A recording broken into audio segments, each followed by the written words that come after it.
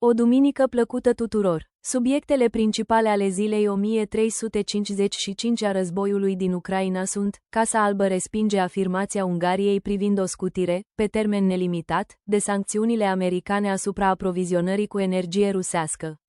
Un elicopter K-226 care transporta muncitori la o uzină militară s-a prăbușit în Dagestanul Rusiei. Voronej fără curent, dronele ucrainene au lovit o centrală termică rusească, provocând un incendiu.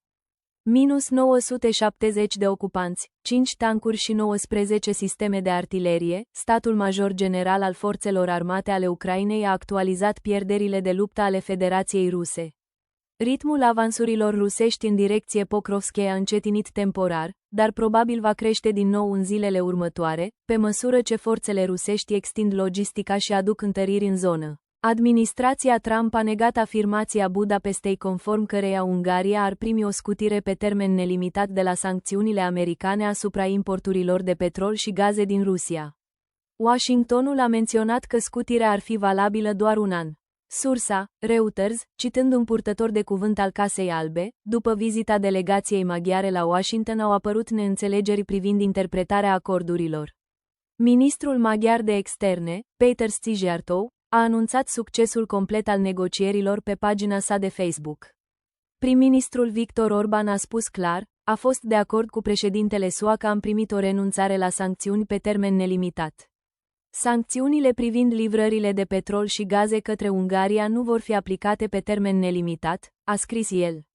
Cu toate acestea, un purtător de cuvânt al Casei Albe a negat aceste afirmații într-un comentariu pentru Reuters, clarificând că scutirea va fi în vigoare doar pentru un an. Potrivit oficialului american, acordul include și angajamentul Budapestei de a-și diversifica achizițiile de energie, în special, de a importa gaze naturale lichefiate americane în valoare de aproximativ 600 de milioane de dolari. Orban și Trump s-au întâlnit vineri la Washington. Liderii au discutat despre securitatea energetică și politica de sancțiuni. Orban, care se află la putere de peste 15 ani și se pregătește pentru următoarele alegeri, a declarat că acordul cu SUA va proteja economia maghiară de o criză energetică. Vorbind la Washington după întâlnire, Orban a anunțat, de asemenea, că excepția de la sancțiuni se aplică importurilor de energie prin conducta de gaze Turkish Stream și conducta de petrol Druzhba. Nu există sancțiuni care ar restricționa aprovizionarea Ungariei prin aceste rute sau care le-ar scumpi. Această excepție este universală și nu are limită de timp, a declarat prim-ministrul ungar. Poziția Ungariei privind menținerea legăturilor energetice cu Rusia după invazia la scară largă a Ucrainei de către Rusia în 2022 a atras în repetate rânduri critici din partea aliaților săi din Uniunea Europeană și NATO. Conform Fondului Monetar Internațional, în 2024, 74% din gazele și 8% din petrolul achiziționate de Ungaria proveneau din Rusia. Un elicopter K-226 s-a prăbușit lângă o clădire rezidențială din satul Achisu, Dagestan, Rusia. 4 angajați ai uzinei electromecanice Kizlier, o întreprindere din industria de apărare, au fost uciși, iar alții 3 au fost spitalizați. Acest lucru a fost relatat de presa rusă. Elicopterul K-226 care s-a prăbușit în Dagestan aparține concernului uzinei electromecanice Kizlier. Despre aceasta a relatat serviciul de presă al agenției Rosaviația, care a clasificat incidentul drept un dezastru. Elicopterul s-a prăbușit în după amiaza zilei de 7 noiembrie, lângă satul Achisu, în districtul Karabudakent din Dagestan.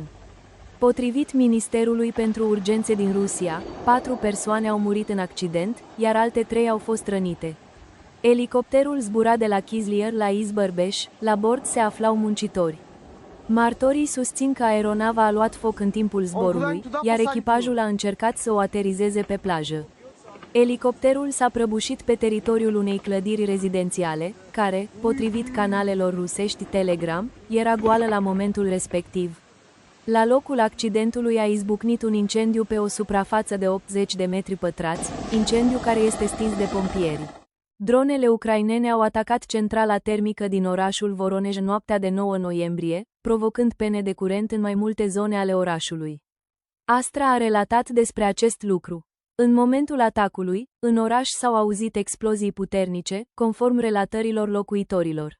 Centrala termocentrală Voronej 1 este situată pe strada Lebedevan 2 și este deținută de REI Energo.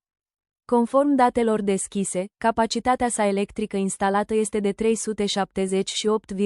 MW, capacitatea sa termică este de 1389,3 gigacalori-oră și are aproximativ 430 de angajați. Este cea mai mare centrală termică din oraș, furnizând căldură către 4 districte Levoberejni, Zeleznodorojni, Lenin și Central, precum și către peste 1000 de întreprinderi, inclusiv centrala Voronej Sintez Cauciuc.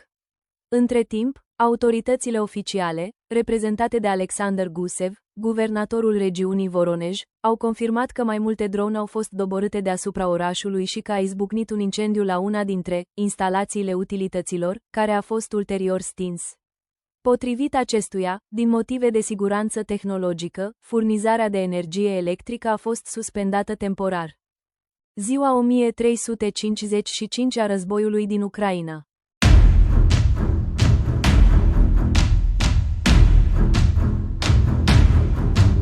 În ultimele 24 de ore, forțele de ocupație ruse au pierdut 970 militari, 5 tancuri, un vehicul blindat de luptă, 19 sisteme de artilerie. Armata ucraineană a reușit să doboare 440 dintre dronele trase de ruși, multe dintre ele fiind crime de război împotriva populației civile. Potrivit Institutului pentru Studiul Războiului, ritmul avansurilor rusești în direcție Pokrovskei a încetinit temporar, dar probabil va crește din nou în zilele următoare, pe măsură ce forțele rusești extind logistica și aduc întăriri în zonă.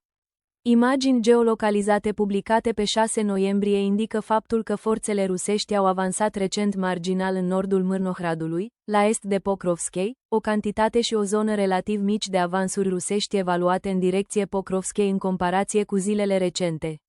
Blogeri militari ruși au susținut că forțele rusești au ocupat vestul Râvne, la est de Pokrovskei, de-a lungul autostrăzii T0515 Pokrovsk-Dobropilea, au ocupat cea mai mare parte a Krasnai Lymăn, la nord-est de Pokrovskei, și au avansat în estul și sud-estul Mârnohradului. Un blogger a susținut că mici grupuri de asalt rusești se apropie de autostrada T0515 Pokrovsk-Dobropilea din estul Pokrovskului și luptă în nordul Pokrovskului, dar se luptă să-și consolideze pozițiile din cauza atacurilor cu drone ucrainene. Observatorul militar ucrainean Konstantin Mashovieț a raportat pe 7 noiembrie că o mare parte din Pokrovskei este o zonă gri, contestată, dar a menționat că forțele ruse au poziții avansate în nordul Pokrovskului, în timp ce elemente ale principalului grup de forțe ruse au poziții în sudul Pokrovskului. Purtătorul de cuvânt al Corpului 7 de reacție rapidă ucrainean al forțelor de asalt aerian, Sergei Okishev, a declarat pe 8 noiembrie că forțele ruse nu își propun să stabilească un punct de sprijin în Pokrovskei, ci continuă eforturile de a pătrunde prin oraș până la periferia sa nordică și se îmbracă în civili, o cale de recurgere la înșelătorie, perfidi, conform dreptului internațional. Okishev a declarat că forțele ucrainene și-au restabilit parțial logistica la nord de Pokrovskei și au transportat muniție în oraș. Surse militare ucrainene au indicat în ultimele zile că forțele ruse își încetinesc oarecum operațiunile ofensive în direcție Pokrovskei, în așteptarea întăririlor, și încearcă să stabilească apărarea și să extindă logistica în sudul orașului Pokrovskei. Mashovieț a raportat că forțele ruse au stabilit rapid apărări puternice în apropiere de Razine, nord-est de Pokrovskei, și încearcă să trimită întăriri spre Zatișoc, nord-est de Pokrovskei, și Krasnai Lymăn și trimit grupuri mici și mari spre Krasnai Lymăn. Forțele ruse vor crește probabil ritmul operațiunilor lor ofensive în direcție Pokrovskei în următoarele zile, pe măsură ce forțele ruse continuă să stabilească apărarea și logistica în oraș. Rusia a lansat peste 500 de drone și rachete asupra Ucrainei în noaptea de 7 spre 8 noiembrie, în cadrul campaniei sale de atacuri cu rază lungă de acțiune împotriva infrastructurii energetice critice a Ucrainei înainte de iarna 2025-2026. Președintele rus Vladimir Putin l-a numit pe comandantul districtului militar sudic pe generalul colonel Alexander Sancic în funcția de ministru adjunct al apărării pentru logistică, pe 8 noiembrie. Președintele Ucrainei, Volodymyr Zelensky, l-a numit pe colonelul Yuri Cerevașenko comandantul Serviciului Sistemelor de Apărare Aeriană fără pilot al Ucrainei, pe 7 noiembrie. La final vă prezint hărțile Institutului pentru Studiul Războiului, cu fronturile din Ucraina, la data de 8 noiembrie.